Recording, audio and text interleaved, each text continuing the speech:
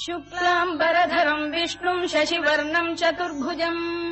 प्रसन्नवदनम् ध्यायेत् सर्वविघ्नोपशान्तये व्यासम् वसिष्ठनप्तारम् शक्तेः पौत्रमकल्मषम् पराशरात्मजम् वन्दे शुकतातम् तपोनिधिम् व्यासाय विष्णुरूपाय व्यासरूपाय विष्णवे नमो वै ब्रह्मनिधये वासिष्ठाय नमो नमः अविकाराय शुद्धाय नित्याय परमात्मने सदैकरूपरूपाय विष्णवे सर्वजिष्णवे यस्य स्मरणमात्रेण जन्म संसारबन्धनात् विमुच्यते नमस्तस्मै विष्णवे प्रभविष्णवे ॐ नमो विष्णवे प्रभविष्णवे श्रीवैशम्पायन उवाच श्रुत्वा धर्मानशेषेण पावनानि च सर्वशः युधिष्ठिरः शान्तनवम् पुनरेवाभ्यभाषत युधिष्ठिर उवाच किमेकम् दैवतम् लोके किम् वाप्येकम् परायणम् स्तुवन्तः कङ्कमर्चन्तः प्राप्नुयुर्मानवा शुभम् को धर्मः सर्वधर्माणाम् भवतः परमो मतः किम् जपन्मुच्यते जन्तुर्जन्म संसारबन्धनात् श्रीभीष्म उवाच जगत्प्रभुम् देवदेवमनन्तम् पुरुषोत्तमम् स्तुवन्नाम सहस्रेण पुरुषः सततोत्थितः तमेव चार्चयन् नित्यम् भक्त्या पुरुषमव्ययम्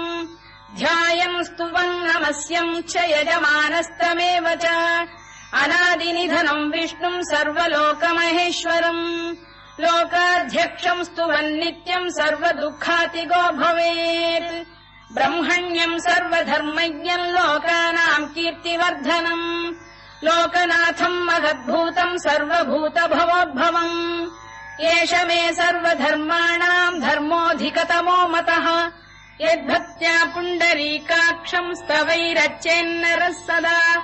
परमम् यो महत्तेजः परमम् यो महत्तपः परमम् यो महद्ब्रह्म परमम् यः परायणम् पवित्राणाम् पवित्रम् यो मङ्गलानाम् च मङ्गलम् दैवतम् देवतानाम् च भूतानाम् यो व्ययपिता यतः सर्वाणि भूतानि भवन्त्यादियुगागमे यस्मिंश्च प्रलयम् यान्ति पुनरेव युगक्षये तस्य लोकप्रधानस्य जगन्नाथस्य भूपते विष्णोर्नाम सहस्रम् मे शृणु पापभयापहम् यानि नामानि गौणानि विख्यातानि महात्मनः ऋषिभिः परिगीतानि तानि वक्ष्यामि भूतये ऋषिर्नाम्नाम् सहस्रस्य वेदव्यासो महामुनिः छन्दोऽनुष्टुप् तथा देवो भगवान् देवकीसुतः अमृतांशुद्भवो बीजम् शक्तिर्देवकी नन्दनः त्रिसामाहृदयम् तस्य शान्त्यर्थे विनियुज्यते विष्णुम् जिष्णुम् महाविष्णुम् प्रभविष्णुम् महेश्वरम् अनेकरूपदैत्यान्तम् नमामि पुरुषोत्तमम् अस्य श्रीविष्णोर्दिव्यसहस्रनामस्तोत्रमहामन्त्रस्य श्रीवेदव्यासो भगवान् ऋषिः अनुष्टुप्छन्दः श्रीमहाविष्णुः परमात्मा श्रीमन्नारायणो देवता अमृतांशुद्भवो भानुरिति बीजम्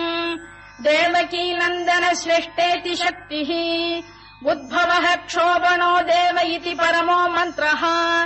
शङ्खबृन्नन्दकी चक्रीति कीलकम् शार्ङ्गधन्वा गदाधर इत्यस्त्रम् रथाङ्गपाणिरक्षोभ्य इति नेत्रम् त्रिसामासामजः सामेति कवचम् आनन्दम् परब्रह्मेति योनिः ऋतुः सुदर्शनकाल इति दिग्बन्धः श्रीविश्वरूप इति ध्यानम् श्रीमहाविष्णुप्रीत्यर्थे सहस्रनाम जपे विनियोगः ध्यानम् क्षीरोदन्वत्प्रदेशे शुचिमणिविलसत्सैकते मौक्तिकानाम् माला क्लुप्तासनस्थस्फटिकमणिनिभैर्मौक्तिकैर्मण्डिताङ्गः शुभ्रैरभ्रैरदभ्रैरुपरि विरचितैर्मुक्तपीयूषवर्षैः आनन्दीन पुनीयादरिनलिन गदा शङ्खपाणिर्मुकुन्दः भूः पादौ यस्य नाभिर्विहदसुरनिलश्चन्द्रसूर्यौ च नेत्रे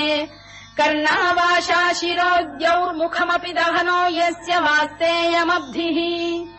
अन्तस्थम् यस्य विश्वम् सुरनरखगो भोगि गन्धर्वदैत्यैः चित्रम् रम्यते तम् त्रिभुवन वपुषम् विष्णुमीशम् नमामि। ॐ नमो भगवते वासुदेवाय। शान्ताकारम् भुजगशयनम् पद्मनाभम् सुरेशम् विश्वाधारम् गगनसदृशम् मेघवर्णम् शुभाङ्गम् लक्ष्मीकान्तम् कमलनयनम् योगिहृद्ध्यानगम्यम् वन्दे विष्णुम् भवभयहरम् सर्वलोकैकनाथम् मेघश्यामम् पीतकौशेयवासम् श्रीवत्साङ्कम् कौस्तुभोद्भासिताङ्गम् पुण्योपेतम् पुण्डरीकायताक्षम् विष्णुम् वन्दे सर्वलोकैकनाथम् नमः समस्तभूतानामादिभूताय भूभृते अनेकरूपरूपाय विष्णवे प्रभविष्णवे सशङ्खचक्रम् सकिरीटकुण्डलम् सपीतवस्त्रम् सरसीरुहेक्षणम् सहारवक्षस्थलशोभिकौस्तुभम् नमामि विष्णुम् शिरसा चतुर्भुजम् छायायाम् पारिजातस्य हेमसिंहासनोपरि आसीनमम्बुदश्याममायताक्षमलङ्कृतम् चन्द्राननम् चतुर्बाहुम् श्रीवत्साङ्कितवक्षसम् रुक्मिणी सत्यभामाभ्याम् सहितम् कृष्णमाश्रये।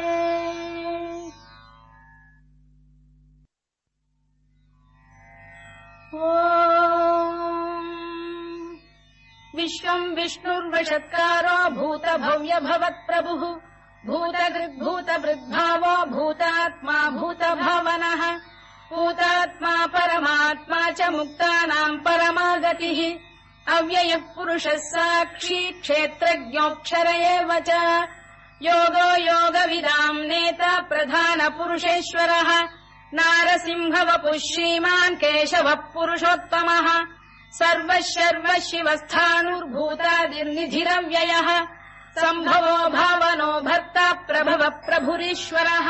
स्वयम्भूः शम्भुरादित्यः पुष्कराक्षो महास्वनः अनादिनिधनो धाता विधाता धातुरुत्तमः अप्रमेयो ऋषिकेशः पद्मनाभोऽमरप्रभुः विश्वकर्मा मनुस्पष्टा स्थविष्ठस्थविरो ध्रुवः अग्राह्यः शाश्वतः कृष्णो लोहिताक्षप्रदर्दनः प्रभूतस्त्रिककुब्धाम पवित्रम् मङ्गलम् परम् ईशानप्राणदप्राणो ज्येष्ठः श्रेष्ठः प्रजापतिः हिरण्यगर्भो भूगर्भो माधवो मधुसूदनः ईश्वरो विक्रमी धन्वी मेधावी विक्रमक्रमः अनुत्तमो दुराधर्ष्य कृतज्ञकृतिरात्मवान् सुरेशः शरणम् शर्म विश्वरेता प्रजाभवः अधः संवत्सरो व्यालप्रत्ययः सर्वदर्शनः अजः सर्वेश्वरः सिद्धः सिद्धिः सर्वादिरच्युतः वृषाकपिरमेयात्मा सर्वयोगविनिसृतः वसुर्वसुमनः सत्यः समात्मा संमितः समः अमोघः पुण्डरीकाक्षो वृषकर्मा वृषाकृतिः रुद्रो बहुशिरा बभ्रुर्विश्वयोनिः शुचिश्रवाः अमृतः शाश्वतस्थाणुर्वरारोहो महातपाः सर्वगः सर्वविद्भानुर्विश्वक्सेनो जनार्दनः वेदो वेदविदव्यङ्गो वेदाङ्गो वेदवित्कविः लोकाध्यक्षः सुराध्यक्षो धर्माध्यक्षकृताकृतः चतुरात्मा चतुर्व्यूहश्चतुर्दंष्टश्चतुर्भुजः भ्राजिष्णुर्भोजनम् भोक्ता सहिष्णुर्जगदादिजः अनघो विजयो जेता विश्वयोनिः पुनर्वसुः उपेन्द्रो वामनः प्रांशुरमोघः शुचिरूर्जितः अतीन्द्रः सङ्ग्रहः सर्गो धृतात्मा नियमो यमः वेद्यो वैद्यः सदा योगी वीरः माधवो मधुः अतीन्द्रियो महामायो महोत्साहो महाबलः महाबुद्धिर्महावीर्यो महाशक्तिर्महाद्युतिः अनिर्देश्य वपुः श्रीमान् अमे आत्मा महादृधृत् महेश्वासो महीभर्ता श्रीनिवासः सताङ्गतिः अनिरुद्धः सुरानन्दो गोविन्दो गोविदाम्पतिः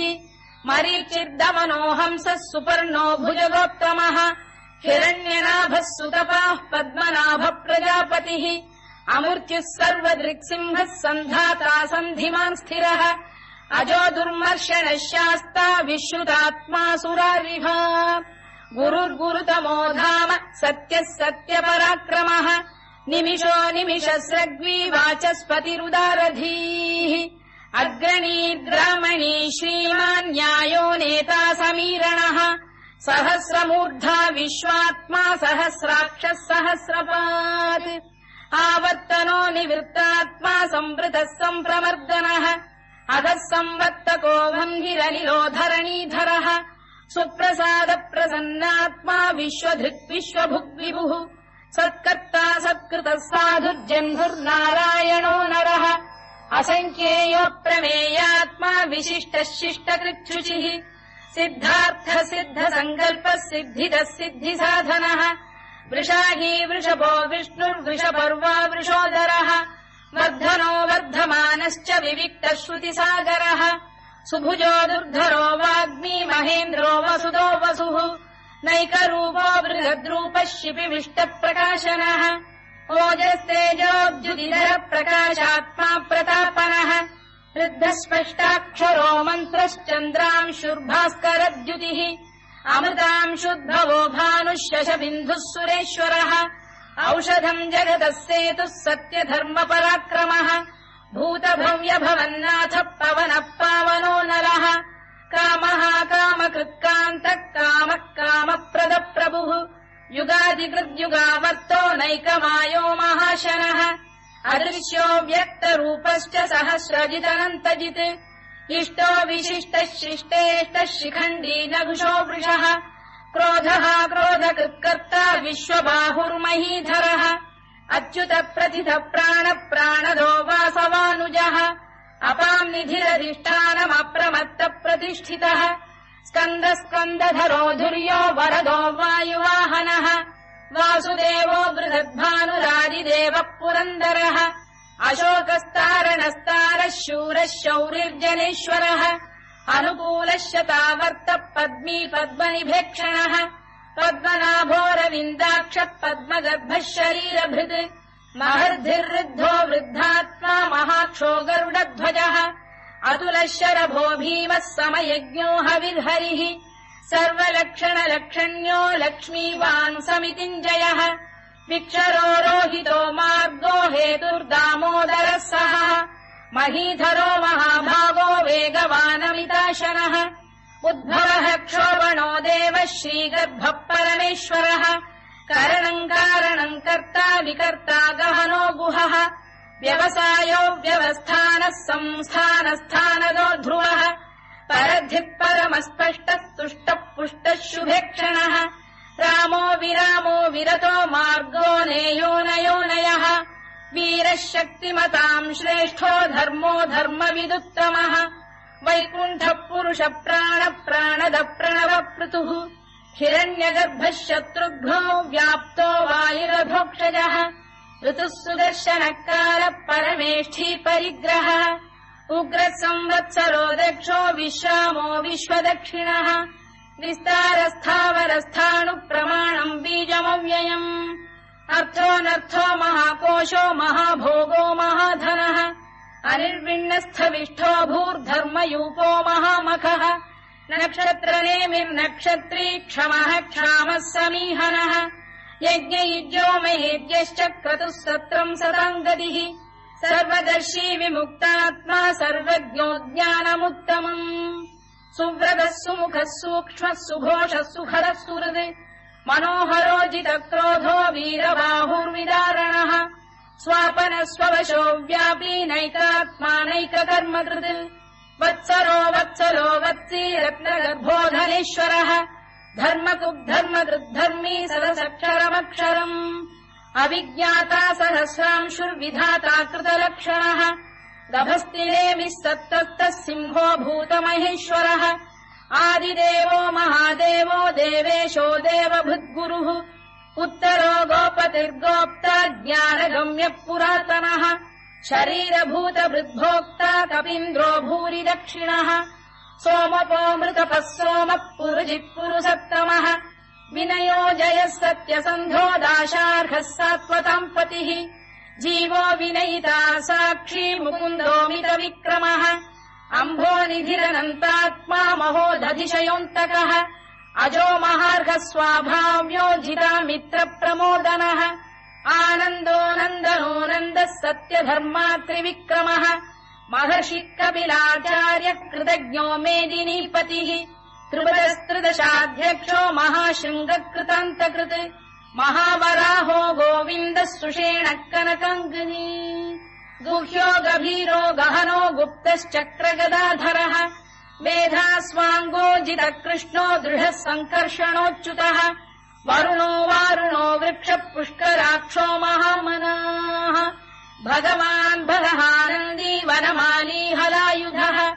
आदित्यो ज्योतिरादित्यः सहिष्णुर्गतिसप्तमः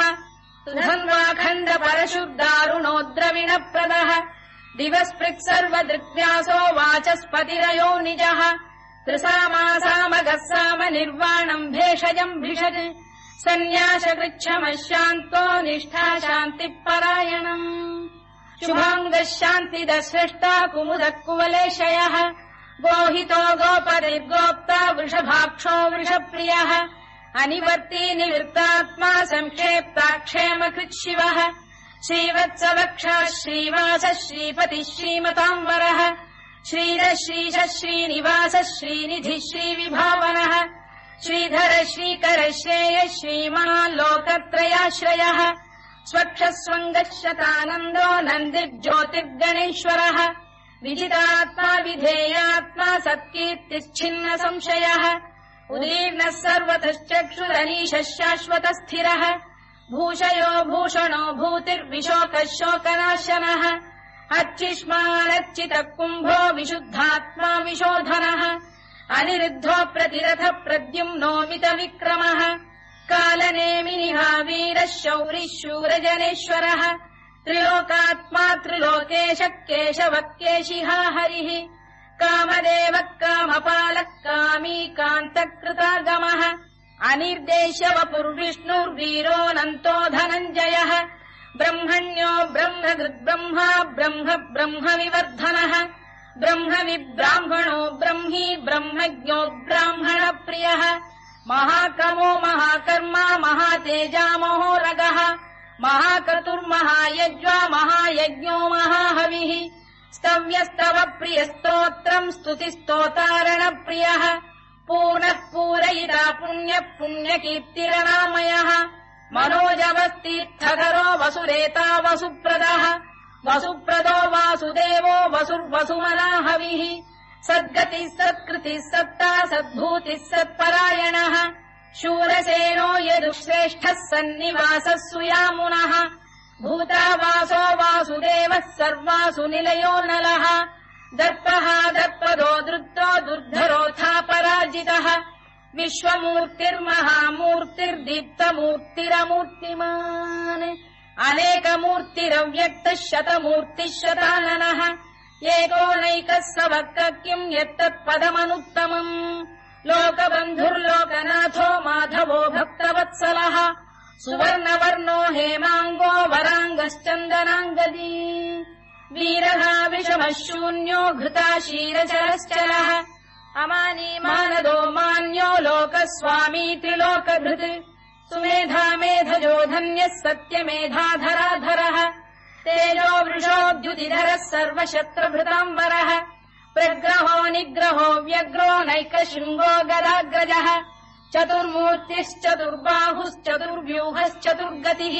चतुरात्मा चतुर्भावश्चतुर्वेदविदेकपात् समावर्तो निवृत्तात्मा दुर्जयो दुरतिक्रमः दुर्लभो दुर्गमो दुर्गो दुरावासो दुरारिः शुभाङ्गो लोकसारङ्गः सुतन्तु वर्धनः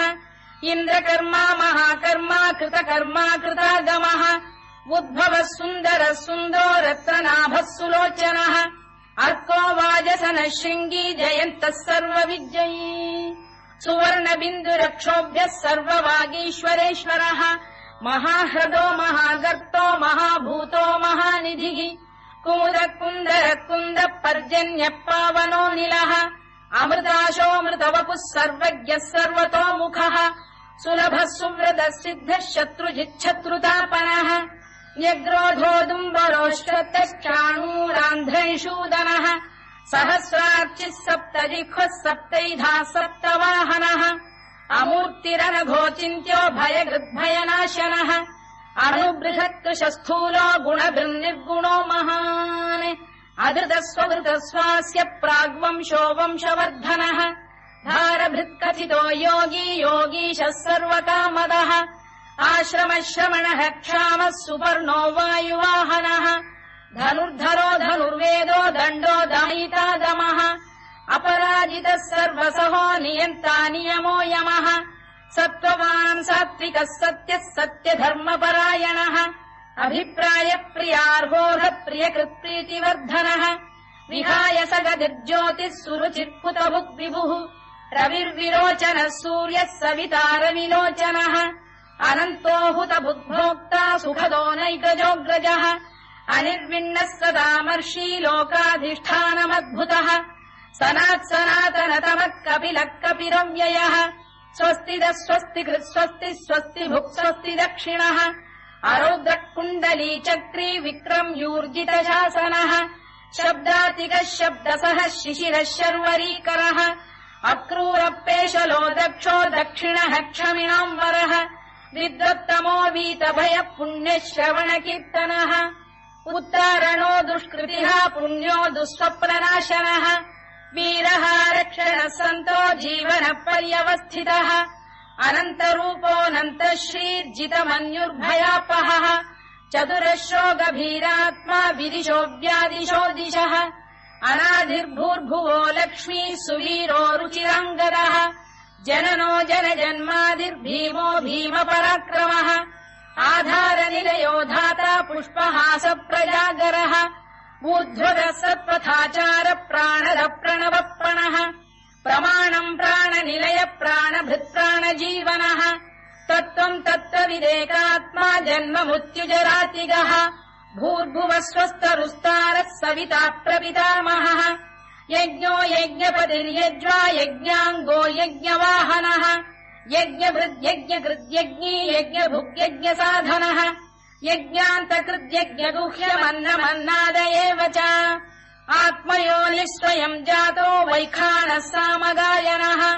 देवकीनन्दनः स्रष्टा क्षितीशः पापनाशनः शङ्खबृन्नन्दकी चक्री शार्ङ्गधन्वा गदाधरः तथाङ्गपाणिरक्षोभ्यः सर्वप्रहरणायुधः सर्वप्रहरणायुधवो नम इति वनमाली गरीशाङ्गी शङ्खी चक्री च नन्दकी श्रीमान्नारायणो विष्णुर्वासुदेवोऽभिरक्षतु वनमाली गरीशाङ्गी शङ्खी चक्री च नन्दकी श्रीमान्नारायणो विष्णुर्वासुदेवोऽभिरक्षतु वनमाली गरीशाङ्गी शङ्खी चक्री च नन्दकी श्रीमान्नारायणो विष्णुर्वासुदेवोऽभिरक्षतु इतीदम् कीर्तनीयस्य केशवस्य महात्मनः नाम्नाम् सहस्रम् दिव्यानामशेषेण प्रकीर्तितम् य इदम् शृणुयान् नित्यम् यश्चापि परिकीर्तयेत् नाशुभम् प्राप्नुयात् किञ्चित् सोमुत्रेह च मानवः वेदान्तको ब्राह्मणस्य क्षत्रियो विजयी भवेत् वैश्यो धनसमृद्धस्य क्षुद्रः सुखमवाप्नुयात् धर्मार्थी प्राप्नुयात् धर्ममर्थार्थी चार्थमाप्नुयात् कामानवाप्नुयात् कामी प्रजार्थी चाप्नुयात् प्रजाम् भक्तिमान् यः सदोत्थाय शुचिस्तद्गतमानसः सहस्रम् वासुदेवस्य नाम्नामेतत्र कीर्तयेत् यशः प्राप्नोति विपुलम् याति प्राधान्यमेव च अचलाम् श्रियमाप्नोति श्रेयः प्राप्नोत्यनुत्तमम् न भयम् क्वचिदाप्नोति वीर्यम् तेजश्च विन्दति भवत्यरोगोद्युतिमान् बलरूपगुणान्वितः रोगार्तो मुच्यते रोगात् बद्धो मुच्येत बन्धनात् भयान्मुच्येत भीतस्तु मुच्येतापन्न आपदः दुर्गाण्यतितरत्याशु पुरुषः पुरुषोत्तमम् सुवन्नाम सहस्रेण नित्यम् भक्तिसमन्वितः वासुदेवाश्रयो मर्त्यो वासुदेवपरायणः सर्वपापविशुद्धात्मा याति ब्रह्म सनातनम् न वासुदेव भक्तानामशुभम् विद्यते क्वचित् जन्म मृत्युजरा व्याधि भयम् नैवोपजायते इमम् स्तवमधीयानः श्रद्धा भक्ति समन्वितः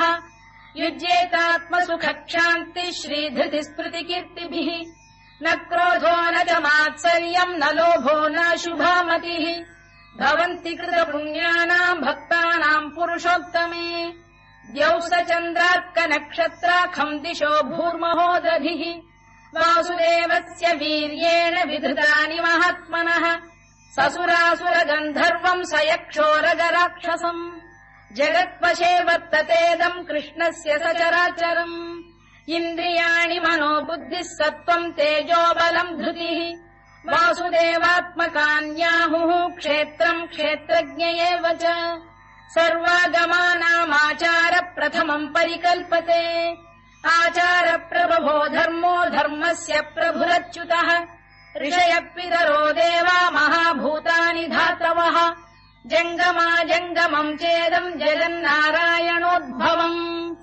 योगो ज्ञानम् तथा साङ्ख्यम् विद्या शिल्पादिकर्म च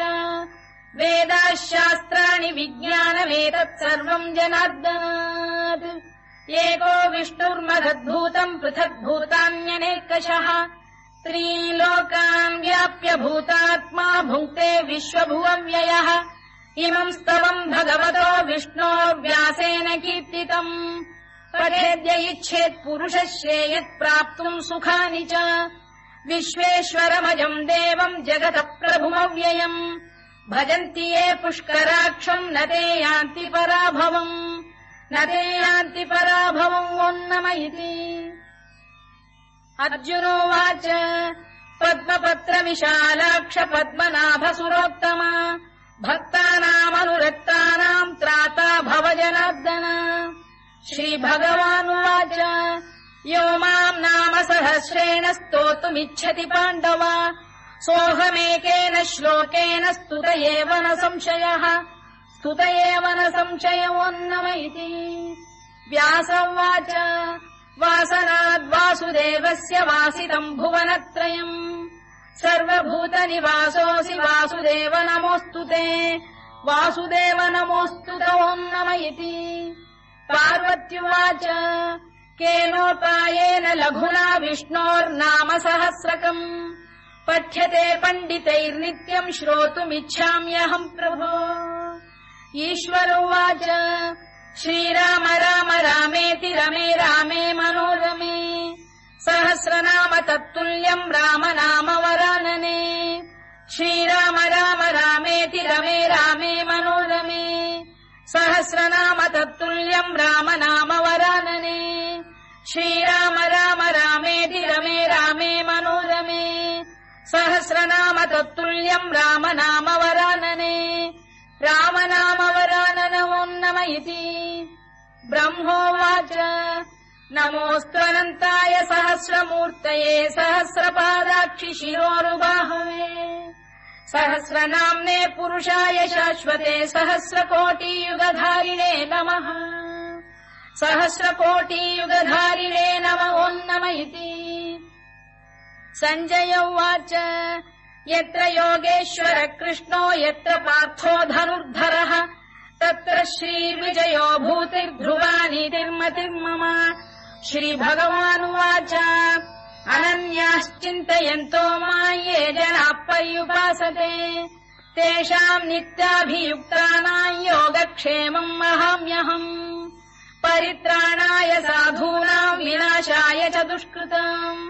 धर्म संस्थापनार्थाय सम्भवामि युगे युगे आर्ता विषण्णाः शिथिलाश्च भीता घोरेषु च व्याधिषु वर्तमानाः संकीर्त्य नारायण शब्दमात्रम् विमुक्त दुःखाः सुखिनो भवन्तु कायेन वाचा मनसेन्द्रियैर्वा बुद्ध्यात्मना वा प्रकृते स्वभावात् करोमि यद्यत् सकलम् परस्मै नारायणायेति समर्पयामि।